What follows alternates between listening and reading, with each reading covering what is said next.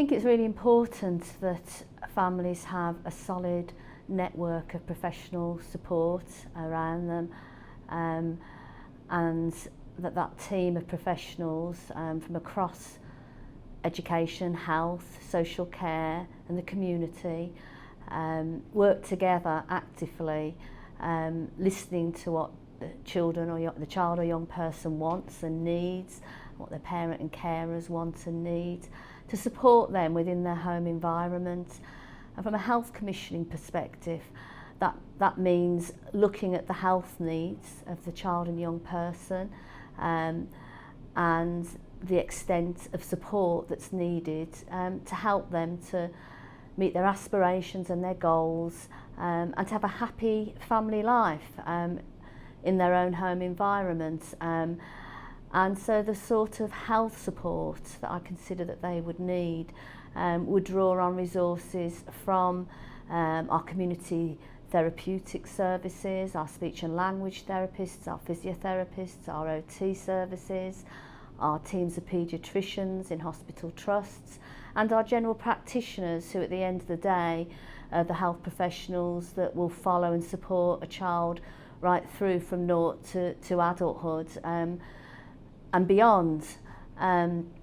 So it's having those group of professionals, a team around the child or young person, supporting that young person and their family.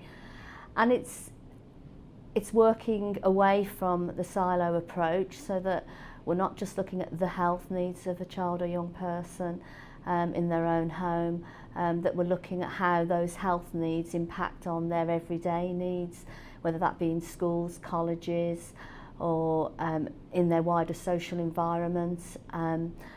So thinking holistically and thinking outside the box, and ensuring that our health services are commissioned to meet those needs, both individually and collectively within the community. I think they need information. I think they need support. I think they need resources. So things like adapting your home can really be important if you want to stay there. So knowing who to contact. Things like occupational therapists, getting access to grants like disability facility grants, knowing who the specialist people are that can support you if you're staying in your own home, or if you're moving, to make your house more livable, to make the environment easier to access in some cases. I think families can benefit from a number of people really coming together to plan for the best possible alternatives. And there are a number of people out there. You just sometimes need to find them. To keep children in the family home, I think first of all we need to really be able to sit and listen to what's happening in the family and what's going on. So really understanding from a whole range of perspectives, what the family feels, what the siblings, if there are any, feel, and what the child feels about where they live. I think for some families, they'll have a really in-depth understanding about the sensory needs of their child and the environmental needs, but many won't. Many won't have thought about, well, what sparks my child's behaviour? What is it that makes them behave in this way? Why is it at this time of the day they try and break this door? What is it that's happening? And so I think having really good OT assessments on that, we know that if we think about what those triggers are for in the environment, that's where we start to think about coming up with a plan around housing.